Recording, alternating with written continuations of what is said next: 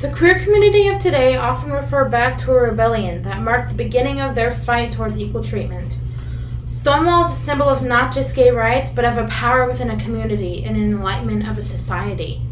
As a queer person, I've always been really passionate about queer culture and gay history, and I've immersed myself in it for multiple years.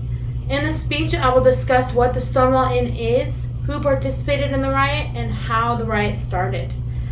The Stonewall Inn, located in the center of Greenwich Village of New York City, was a gay bar that boomed with all different walks of life until the wee hours of the morning. At this point in 1969, the Stonewall Inn was one of the few places in the city that the gay community was able to commune without suffering harassment from the police and public shaming. Furthermore, the regular patrons of Stonewall were not the mainstream members of the gay community, which were white males, but rather the most marginalized members. The most common patrons of Stonewall were drag queens, transgender people, butch lesbians, male sex workers, and homeless youth. Most of these patrons also happened to be living in poverty by virtue of the fact that they were outcasts even in their own subculture.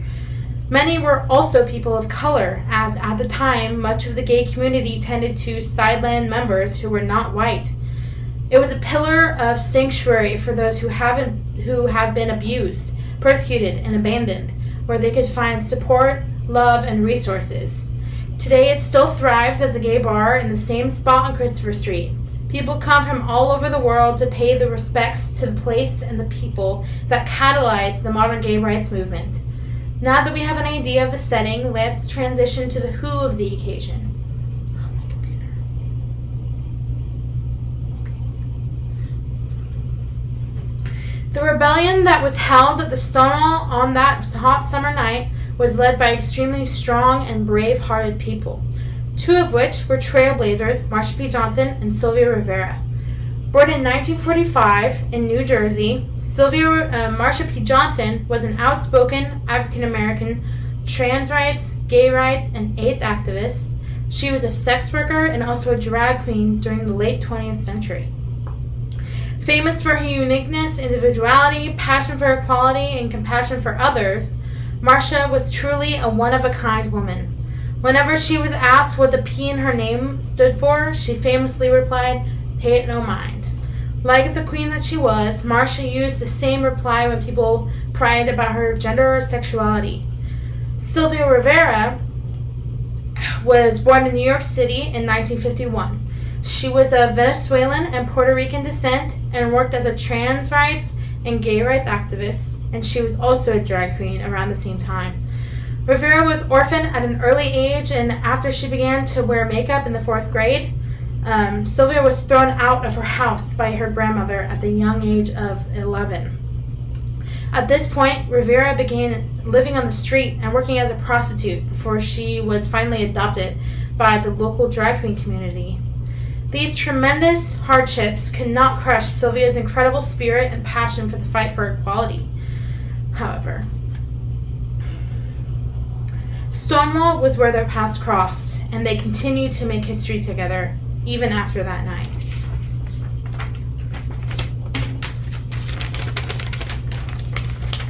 These women were just two examples of the enlightened souls that risked their lives for their community and right to be themselves. Marsha P. Johnson and Sylvia Rivera, Sylvia, serve as inspirational reminders that even when the world seems to be pitted against us, we still must find the strength and courage to stand for what's right. And if others would try to stand in our way, pay it no mind. We now know the people who fought bravely in the front lines. But how did this all start?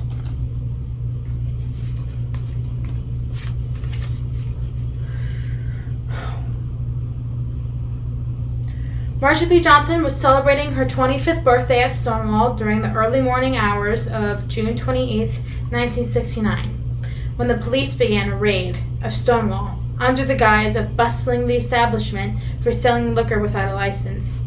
When the police began arresting and harassing gay patrons at the club that night, however, the gay community had had enough.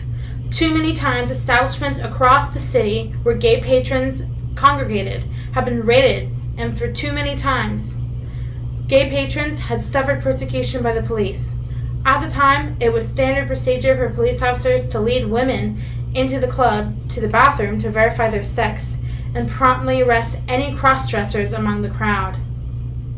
According to eyewitness reports, the police also began sexually harassing lesbian patrons at the bar that night while they frisked them. At this point, a crowd of sympathizers had begun to gather outside the inn, and they watched in horror as employees and drag queens alike were dragged outside and violently handled by the police officers, being shoved into police cars. Finally, when a police officer clubbed a butch lesbian, now argued was a trans man, but not fully determined because unfortunately she's passed away, named Stormy Delavery, over the head for saying that her handcuffs were too tight, a violent riot broke out and the crowd exploded. Most rebellions are like a tsunami. They are both a huge wave caused by a single sudden motion. They can no longer stand silently and watch members of their community be assaulted and unjustly imprisoned for their sexuality. One legend has Johnson throwing the first shot glass heard around the world. Another has her throwing the first brick. Stonewall historian David Carter concluded that it was extremely likely that Johnson and Rivera were among the first people to resist the police. The riots they helped catalyze spread to surrounding neighborhoods until all of New York was in an uproar and continued on to last several nights.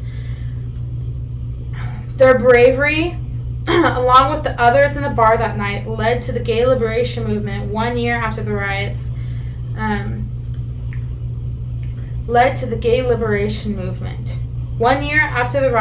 The first gay pride parades were held, and 2 years after, there were gay rights groups in every major American city. To conclude, we have discussed the history and significance of the Stonewall riots through exploring the what, who, and how of this historic movement. I'd like to leave you with the words of Miss Marcia Peyton-O'Mine Johnson. History isn't something you look back at and say it was inevitable. It happens because people make decisions that are sometimes impulsive and of the moment, but those moments are cumulative realities. Now I'd love to open the floor to any inquiries you guys might have about Stonewall or Marsha P. Johnson or about the queer community.